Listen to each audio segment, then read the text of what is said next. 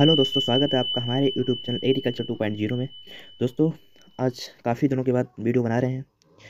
कुछ प्रॉब्लम्स आ गई थी जिसके कारण दोस्तों वीडियो नहीं बना पा रहे थे, लेकिन अब आपको हमारे चैनल पर रेगुलर वीडियो देखने को मिलेगी और आपको सिलेबस जल्दी से जल्दी कवर कराया जाएगा। तो दोस्तों, जो आज हम बात करने वाले हैं वो जेनेटिक्स के बारे में बात करने वाले हैं। तो जो कि एक अपने आप में स्पेसिफिक सब्जेक्ट है। लोग इसे काफ़ी डीपली लेते हैं, पर उतना डीप लेने वाला है नहीं। कहते हैं कि समझ में नहीं आता है, थोड़ा कठिन है, पर अगर अच्छे से पढ़ेंगे तो अच्छे से समझ में आएगा और अच्छे से हम कर पाएंगे। जितना कठिन चीज़ समझते हैं उतना कठिन है नहीं। तो जिस हिसाब से कठिन समझते हैं आप लोग उतना कठिन है नहीं। तो अगर हम इसे अच्छे से पढ़ा जाए तो ये बहुत बढ़िया सब्जेक्ट है और ये अच्छे से समझा जा सकता है। और देखा जाए तो ये हर एग्जाम में पूछा जाता है। सेमेस्टर एग्जाम में तो हमारा पूछा ही पूछा जाता है, बल्कि कंपटीशन एग्जाम, कोई भी कंपटीशन एग्जाम हो तो उसमें भी अच्छे खासे इसके क्वेश्चन देखे जाते हैं। तो बहुत ही बढ़िया सब्जेक्ट है। अगर इसे अच्छे से पढ़ा जाए तो अपनी कंपटीशन एग्जाम में अच्छी खासी क्लियर कर सकते हैं, क्योंकि इसको हर कोई अच्छे से नहीं पढ़ता। जो अच्छे से पढ़ता है तो उसके क्वेश्चन अधिकतर देखने को मिलते हैं। उसको क्वेश्चन करने से अगर आप उन क्वेश्चन को कर पाएंगे तो कंपटीशन में हमेशा आगे रहेंगे। तो दोस्तों, हम जेनेटिक्स के बारे में बात करेंगे। हम थोड़ा पढ़ेंगे, अच्छा पढ़ेंगे और अच्छे से समझ में आए उतना ही पढ़ेंगे। रोज़ पढ़ेंगे पर थोड़ा पढ़ेंगे और अच्छा पढ़ेंगे, जो कि मेरे अच्छे से समझ में आए।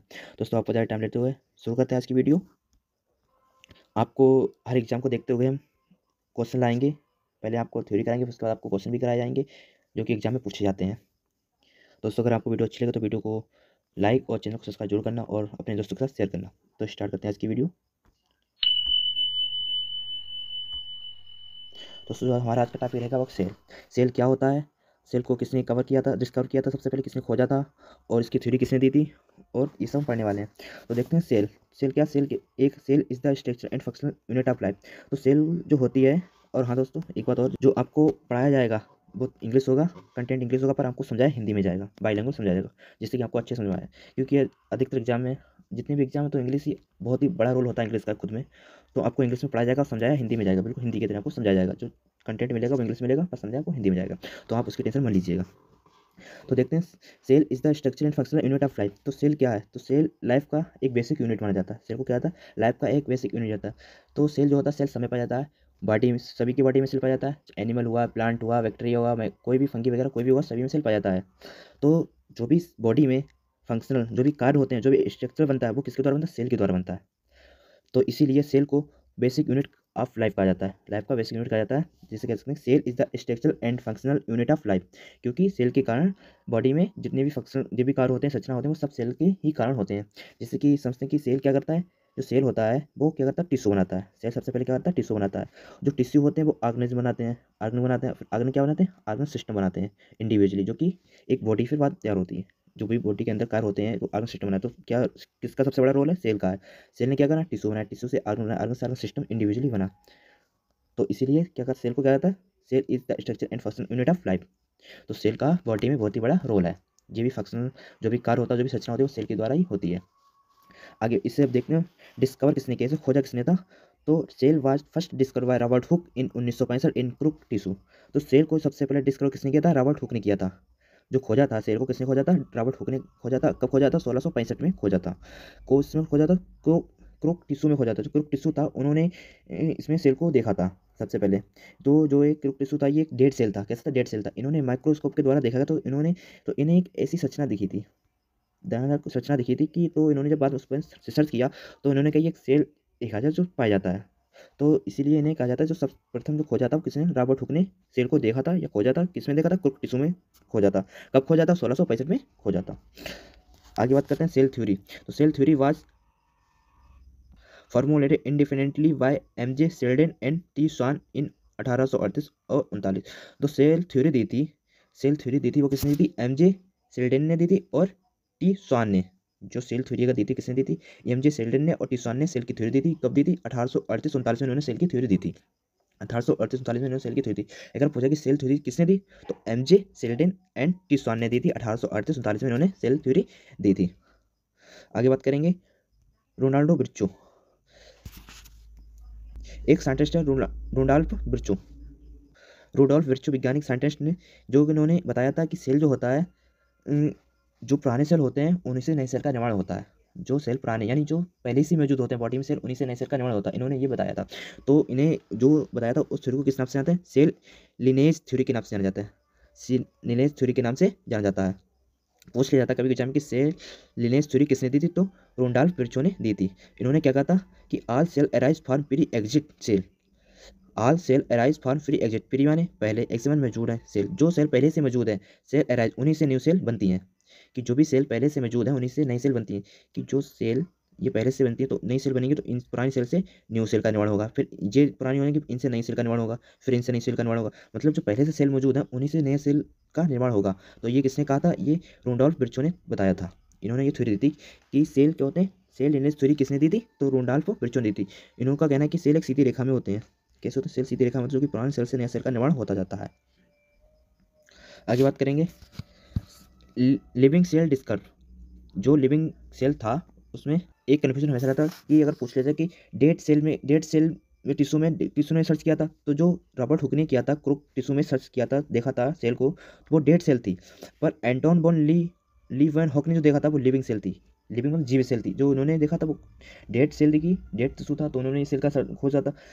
अगर आ जाए कि फर्स्ट डिस्कवर किसने देखा, फर्स्ट डिस्कवर्ड मतलब सबसे पहले किसने खोजा था सेल को, तो रॉबर्ट हुक ने खोजा था। अगर कहा जाए सबसे पहले लिविंग सेल में किसने देखा था, लिविंग सेल में सबसे पहले सेल को किसने खोजा, तो एंटोन बोन ली विन हॉक ने खोजा था।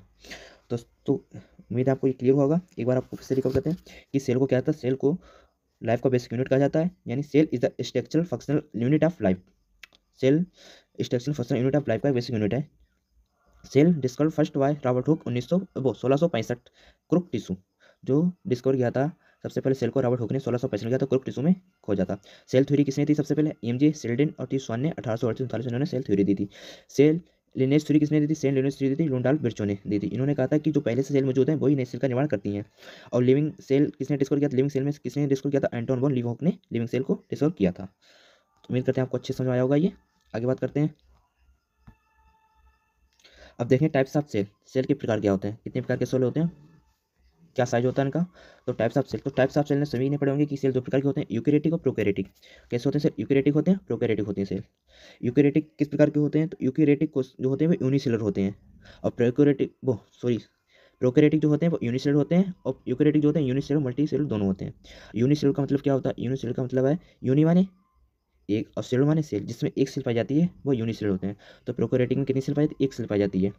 और यूकेरियोटिक में मल्टी सेल होते हैं, मल्टी माने मैनी, मैनी माने बहुत सारी, सेल माने सेल, तो जिसमें बहुत सारी सेल पाई जाती हैं यूकेरियोटिक होते हैं। तो हम यूकेरियोटिक कुछ यूनिसेल भी होते हैं, ठीक है। तो प्रोकैरियोटिक में यूनिसेल होते हैं, एक सेल पाई जाती है, और यूकेरियोटिक में एक सेल भी, और कुछ में एक सेल पाई जाती है और मेनी सेल भी पाई जाती हैं।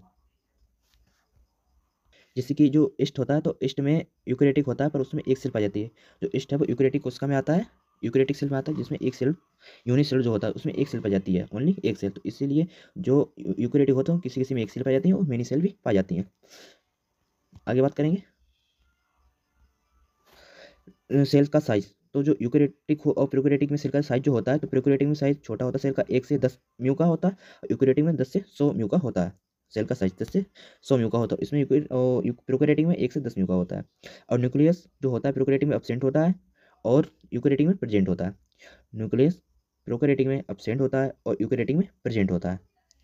न्यूक्लियो मेंबर प्रोकैरियोटिक में एब्सेंट होती है और यूकेरियोटिक में प्रेजेंट होती है। प्रोकैरियोटिक में एब्सेंट होती है न्यूक्लियन मेम्ब्रेन, और यूकेरियोटिक में प्रेजेंट होती है। न्यूक्लियर मेम्ब्रेन क्या होती है, जैसे ये सेल है, सेल के अंदर ये न्यूक्लियस पाया जाता है, तो ये क्या होगा, ये सेल हो गया, ये न्यूक्लियस हो गया। तो जिसके अंदर न्यूक्लियस पाया जाता है वो न्यूक्लियर मेम्ब्रेन होती है। ये क्या है, ये न्यूक्लियर मेम्ब्रेन हो गई है, तो ये होती है न्यूक्लियर मेम्ब्रेन। तब जब प्रोकैरियोटिक में न्यूक्लियस ही नहीं पाया जाता उसमें न्यूक्लियर मेम्ब्रेन भी नहीं पाई जाएगी, और यूकेरियोटिक में न्यूक्लियस पाया जाता है उसमें न्यूक्लियर मेम्ब्रेन पाई जाएगी। तो यूकेरियोटिक में न्यूक्लियस और न्यूक्लियर मेम्ब्रेन दोनों पाई जाती हैं, और प्रोकैरियोटिक में दोनों एब्सेंट होती हैं। आगे बात करेंगे राइबोसोम्स। तो प्रोकैरियोटिक में राइबोसोम स्मॉल होते हैं और इसमें लार्ज होते हैं, इसमें 70 एस प्रकार के होते हैं और ये 80 एस प्रकार के होते हैं राइबोसोम। जो यूकेरियोटिक होते हैं उसमें 80 एस के प्रकार के होते हैं और इसमें 70 एस। एस क्या होती है, एक राइबोसोम को रिप्रेजेंट करने की यूनिट होती है, इसका एस एक यूनिट होती है जिससे रिप्रेजेंट किया जाता है इसे। इसे हम 40 एस एंड 30 एस लिख सकते हैं, इससे 60 एंड 40 एस इसे रिप्रेजेंट करते हैं, ये सिर्फ रिप्रेजेंट करने की यूनिट होती है और कुछ नहीं। यस। आगे बात करेंगे डीएनए की। तो प्रोकैरियोटिक में डीएनए पाया जाता है, यूकेरियोटिक में भी डीएनए पाया जाता है, लेकिन जो डीएनए प्रोकैरियोटिक में पाया था वो सेलुलर टाइप में पाया जाता है। किसमें पाया जाता है, साइटोसोल में पाया जाता है, यानी जिससे साइटोप्लाज्म भी कहते हैं। और यूकेरियोटिक जो डीएनए पाया था वो लीनर होता है, जो कि न्यूक्लियस में पाया जाता है। जैसे कि ये प्रोकैरियोटिक सेल है, ये प्रोकैरियोटिक सेल है।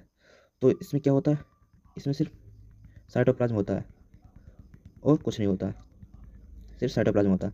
तो साइटोप्लाज्म साइड में ऐसे डीएनए पड़ा पड़ा रहता है ऐसे, ठीक है, ऐसे डीएनए पड़ा रहता है।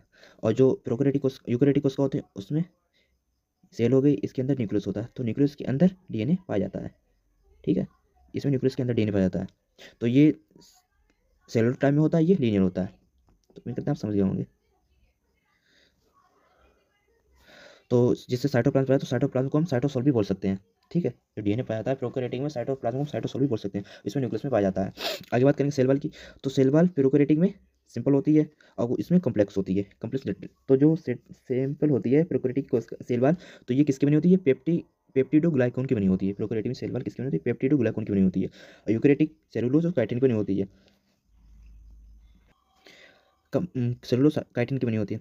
और दोस्तों एक बात हो, जो पेप्टिग्लाइकोडिन होते हैं इसे म्यूरिन भी कहते हैं, पेप्टिग्लाइकोडिन को म्यूरिन के नाम से भी जाना जाता है। अगर और एक बात और, जो प्लांट होते हैं प्लांट में सेल वॉल पाई जाती है, ठीक है, बट एनिमल में कोई भी सेल वॉल नॉट ना पाई जाती, मतलब एनिमल में सेल वॉल नॉट प्रेजेंट होती है, एनिमल में सेल वॉल नहीं पाई जाती और प्लांट में सेल वॉल पाई जाती है। आगे बात करें ऑर्गेनिजल, तो इसमें जो ऑर्गेनिजल प्रोकैरियोटिक होते हैं उसमें एब्सेंट होते हैं और यूकैरियोटिक में प्रेजेंट होते हैं, क्योंकि ऑर्गेनिजल जो पाए जाते हैं वो न्यूक्लियस में पाए जाते हैं, जब इसमें न्यूक्लियस ही नहीं होता, न्यूक्लियर मेम्ब्रेन ही नहीं होती है, तो इसमें ऑर्गेनिजल भी नहीं पाए जाएंगे और इसमें यूकैरियोटिक में पाए जाएंगे। हिस्टोप्रोटीन भी नहीं पाई जाती है यूकैरियोटिक में, क्योंकि हिस्टोप्रोटीन न्यूक्लियस में जो डीएनए होता है वो बनाता है, तो न्यूक्लियस में बनती है नहीं, तो इसमें भी नहीं, एब्सेंट होता है प्रोकैरियोटिक और यूकैरियोटिक में पाई जाती है हिस्टोप्रोटीन। एमआरएनए, तो जो प्रोकैरियोटिक एमआरएनए पाया जाता है वो पॉलीसिस्टोमिक होता है, इसमें मोनोसिस्टोमिक होता है। पॉलीसिस्टोमिक मतलब क्या होता है, पॉली माने मैनी, पॉली माने एक, सिस्टम माने प्रोटीन आता है। जो एक एमआरएनए, इसे हम आगे पढ़ने वाले हैं, एमआरएनए को आगे से स्ट्रीम पढ़े अच्छे से पढ़ेंगे, तो अभी तक ही इतना समझ रहे हैं कि जो एक एमआरएनए एक से अधिक प्रोटीन बनाता है, एक से अधिक प्रोटीन बनाता है, उसी को हम पॉलीसिस्टोनिक कहते हैं। और जो एमआरएनए जिसमें सिर्फ एक एमआरएनए एक प्रोटीन बनाता है, उसी को मोनोसिस्टोनिक एमआरएनए कहते हैं। जो एक से अधिक प्रोटीन बनाता है उसे पॉली कहते हैं, पॉलीसिस्टोनिक, और जो एक ही प्रोटीन बनाता है वो मोनोसिस्टोनिक आरएनए कहलाता है। इसे मैसेंजर आरएनए भी कहते हैं, एमआरएनए को मैसेंजर आरएनए कहते हैं, एमआरएनए को कहते हैं मैसेंजर आरएनए। तो पॉली और मोनो को दोनों का समझ गए होंगे आप। पॉली का मतलब क्या होता है, मोनो का मतलब क्या होता है, पॉली माने मैनी बहुत सी और मोनो माने एक। माइटोसिस एंड मियोसिस प्रोकैरियोटिक में एब्सेंट होती है और इसमें प्रेजेंट होती है। प्रोकैरियोटिक में मायोसिस और माइटोसिस नहीं होता और यूकैरियोटिक होता है। तो आप सोचेंगे कि ऐसे मियोसिस माइटोसिस में रिप्रोडक्शन कैसे होता है, तो जो प्रोकैरियोटिक में रिप्रोडक्शन होता है वो बाइनरी फ्यूजन के द्वारा होता है। किसके द्वारा, बाइनरी फ्यूजन मतलब क्या, बाइनरी माने दो, जैसे ये सेल है, ये सेल है, तो बाइनरी माने क्या हो गया, दो, और फ्यूजन माने डिवाइड होना। तो जब ये दो भागों में डिवाइड हो जाती है, इसमें बाइनरी फ्यूजन होता है, ये दो भागों में डिवाइड हो जाती है, जिससे कि दो नई सेल प्राप्त हो जाती हैं, जिससे कि दो नई सेल प्राप्त होती हैं। तो इसी तरह प्रोकैरियोटिक कोश सेल में रिप्रोडक्शन होता है। बाइनरी फ्यूजन और बटिंग, तो बटिंग मतलब क्या, कोई अलग हिस्सा आ जाए अदरवाइज, ठीक है। और इसमें क्या होता है, यूकैरियोटिक में मियोसिस और माइटोसिस के द्वारा होता है, इसमें इसके द्वारा होता है, मियोसिस और माइटोसिस के द्वारा होता है रिप्रोडक्शन। मियोसिस माइटोसिस तो आपने अच्छे से पढ़े होंगे, नहीं पढ़े होंगे तो आगे हम पढ़ेंगे, ठीक है। आगे बात करते हैं, आप एक बार रिकैप कर लेते हैं कि प्रोकैरियोटिक यूकैरियोटिक में क्या होता है। प्रोकैरियोटिक जो यूनिसेल पाई जाती हैं, यूकैरियोटिक में यूनिसेल मल्टीपल दोनों प्रकार की सेल पाई जाती हैं। इसका सेल साइज कितना होता है, 1 से 10 म्यू होता है, इसका 10 से 100 म्यू होता है। न्यूक्लियस प्रोकैरियोटिक में एब्सेंट होता है, यूकैरियोटिक में प्रेजेंट होता है। न्यूक्लियोमेम्ब्रेन प्रोकैरियोटिक में एब्सेंट होती है और यूकैरियोटिक में प्रेजेंट होती है। राइबोसोम स्मॉल होते हैं, 17 प्रकार के होते हैं, ये लार्ज होते हैं, 80 प्रकार के होते हैं। डीएनए प्रोकैरियोटिक में सेलुलर टाइप का होता है जो कि साइटोप्लाज्म में पाया जाता है, इसमें लीनियर होता है जो कि न्यूक्लियस में पाया जाता है। यूकैरियोटिक में सेल वॉल सिंपल होती है जो कि पेप्टिक ग्लाइकोडिन की बनी होती है, इसमें कम्प्लेक्स होती है जो सेलुलोज काइटिन की बनी होती है। ऑर्गेनाइजन जो प्रोकैरियोटिक होते हैं एब्सेंट होते हैं, इसमें प्रेजेंट होते हैं। हिस्टोन प्रोटीन प्रोकैरियोटिक में एब्सेंट होती है, यूकैरियोटिक में प्रेजेंट होती है। एमआरएनए इसमें पॉलीसिस्ट्रोमिक होते हैं, इसमें मोनोसिस्ट्रोमिक होते हैं। एब्सेंट मियोसिस एंड माइटोसिस और मियोसिस प्रोकैरियोटिक में एब्सेंट होता है, यूकैरियोटिक में प्रेजेंट होता है। जो रिप्रोडक्शन प्रोकैरियोटिक में होता है बाइनरी फ्यूजन बटिंग के द्वारा होता है और यूकैरियोटिक में मियोसिस माइटोसिस के द्वारा होता है।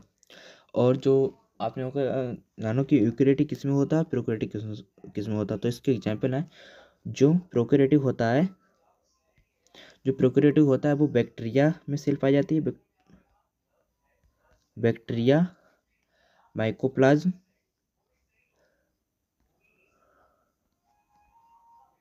माइकोप्लाज्म में और आर्चनी बैक्टीरिया में पाई जाती है। कौन सी? प्रोकैरियोटिक सेल बैक्टीरिया में पाई जाती है, माइकोप्लाज्म में पाई जाती है, आर्ची बैक्टीरिया में प्रोकैरियोटिक सेल पाई जाती है। और बात करें यूकेरियोटिक प्लांट में पाई जाती है, यूकेरियोटिक सेल्स एनिमल में पाई जाती है, एनिमल में पाई जाती है और फंगी में पाई जाती है। पर एक बात याद रखना कि एनिमल में सेल वॉल नहीं पाई जाती है, एनिमल में सेल वॉल नहीं पाई जाती है और प्लांट में सेल वॉल पाई जाती है। ठीक है, आगे बात करते हैं। ये देख लीजिए चित्र आप, ये इसका चित्र देखिए, ये है प्रोकैरियोटिक, ये यूकेरियोटिक। यूकेरियोटिक में देखो न्यूक्लियस पाया जाता है, एंडोप्लाज्म पाया जाता है, साइटोप्लाज्म पाया जाता है, डीएनए पाया जाता है, सेल मेम्ब्रेन पाई जाती है, लाइसोम, राइबोसोम, माइटोकॉन्ड्रिया, जितने ऑर्गेनेल होते हैं सभी पाए जाते हैं। और प्रोकैरियोटिक में ना सेल मेम्ब्रेन होती है, ठीक, ना न्यूक्लियस पाया जाता है और ना ही न्यूक्लियर मेम्ब्रेन होती है। इसमें साइटोप्लाज्म होता है, राइबोसोम होता है, डीएनए होता है जो बाहर, ये देखो ये होता है साइटोप्लाज्म, ठीक, ये साइटोप्लाज्म होती है और इसके बाहर ही डीएनए पड़ा रहता है। ये जो है, ये जो जैसा टाइप का ये डीएनए है, तो डीएनए जो होता है साइटोप्लाज्म पड़ा रहता है, जिसे साइटोसोल भी कह सकते हैं। ये सेल वॉल होती है, ठीक, इस छोटी C small C cell wall होती है और ये और पार्ट होते हैं, ठीक, देख लीजिएगा आप। आगे बढ़ते हैं।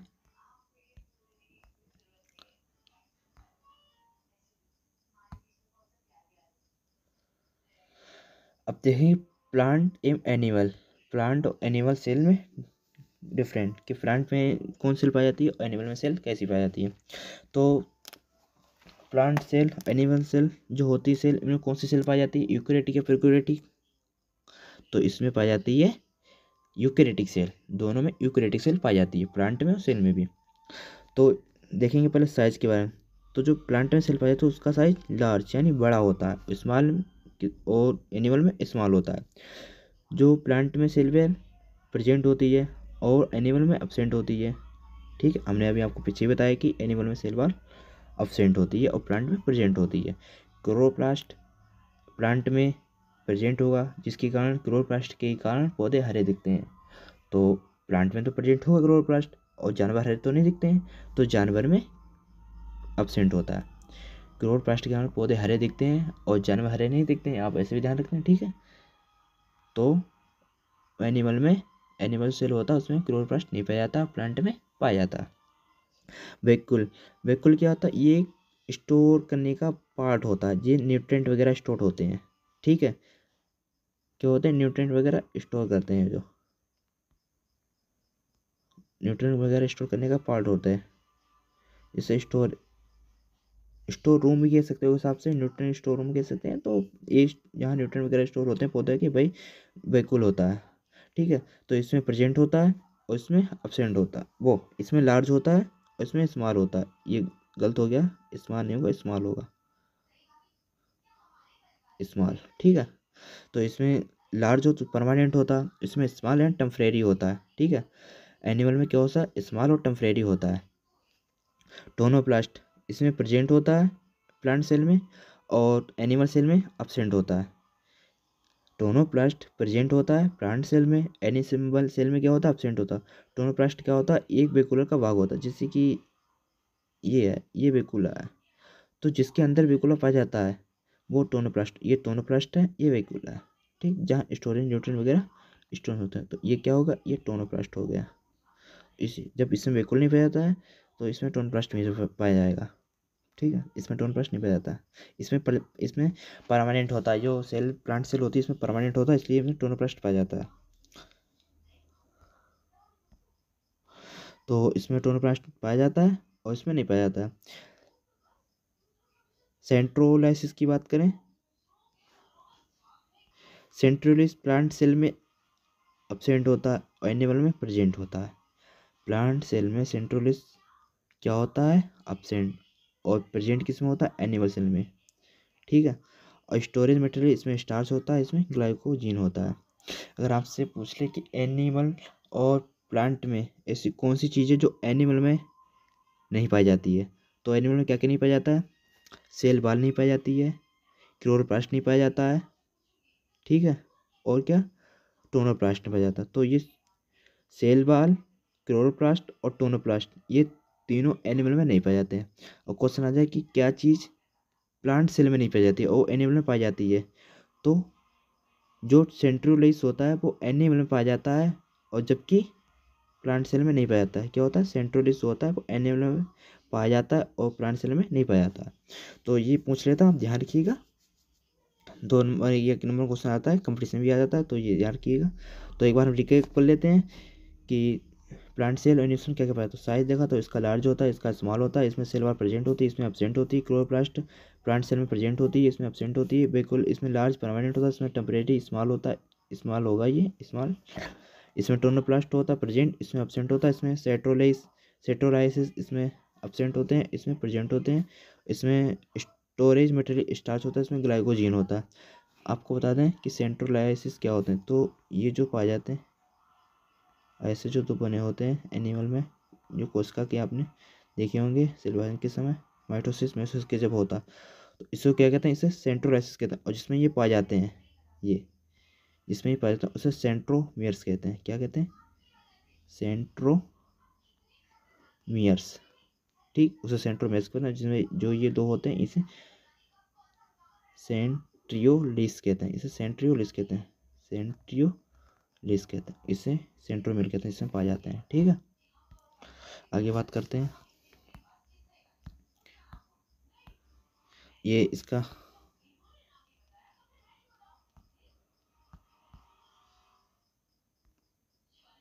ये चित्र है प्लांट सेल और एनिमल सेल का, एनिमल सेल का और प्लांट सेल दोनों का चित्र है।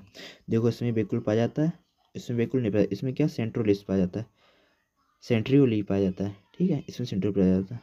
इसमें सेल वाल पाया जाता है, इसमें सेल वाल नहीं पाया जाती। और जहाँ तक सेम ही होती है, इसमें क्लोरोप्लास्ट नहीं पाया जाता, इसमें क्लोरोप्लास्ट नहीं पाया जाता। इसमें पाया जाता है प्लांट सेल में, इसमें नहीं पाया जाता है, ठीक। इसमें बिल्कुल बड़ी होती है, इसमें बहुत ही छोटी होती है, नहीं दिखती, ठीक है। इसमें सिल्वर नहीं, सिल्वर नहीं, तो और सब देखेंगे तो बिल्कुल पाए जाते हैं। 2-3 चीज़ें नहीं पाई जाती हैं जो आपने डिफरेंट देख ली होगा चित्र से, ठीक है। आगे बात करते हैं,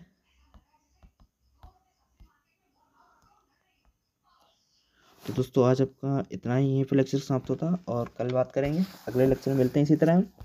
अगर आपको वीडियो अच्छी लगी हो तो वीडियो को शेयर और लाइक जरूर कीजिएगा। एक बार उससे पहले आपको रिकैप कर लेते हैं कि हमने आज क्या क्या पढ़ा।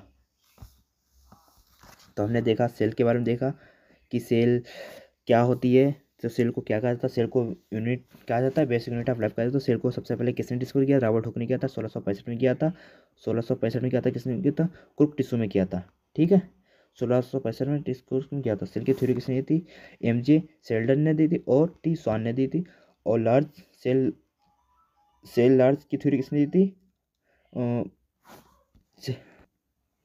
रोनाल्ड बर्चो ने दी थी। सेल लार्ज की थ्योरी जिन्होंने बताया था कि सेल जो होती हैं, जो पहले से मौजूद सेल होती हैं, वो ही न्यू सेल का निर्माण करती हैं। और मैंने क्या पढ़ा था, और सेल के टाइप्स पढ़े, सेल कितनी प्रकार होती हैं, प्रोटो यूकैरियोटिक सेल पाई जाती है, प्रोकैरियोटिक सेल का साइज क्या होता है, और इसमें कौन कौन चीज़ें पाई जाती हैं, ये सब पढ़ा। और प्लांट सेल एनिमल सेल में डिफरेंट पढ़ा, और ये सब आज मैंने पढ़ा। तो दोस्तों आप अच्छे से वीडियो को देख कर रिवाइज कीजिएगा, जिससे अगली वीडियो में आपको ये सब क्लियर हो सके। और इसी तरह चलते मिलते हैं अगली वीडियो में। जय हिंद। अगर आपको दोस्तों वीडियो अच्छी लगे तो वीडियो को लाइक, चैनल को सब्सक्राइब और अपने दोस्तों जरूर शेयर जरूर कीजिएगा। चलते हैं, जय हिंद।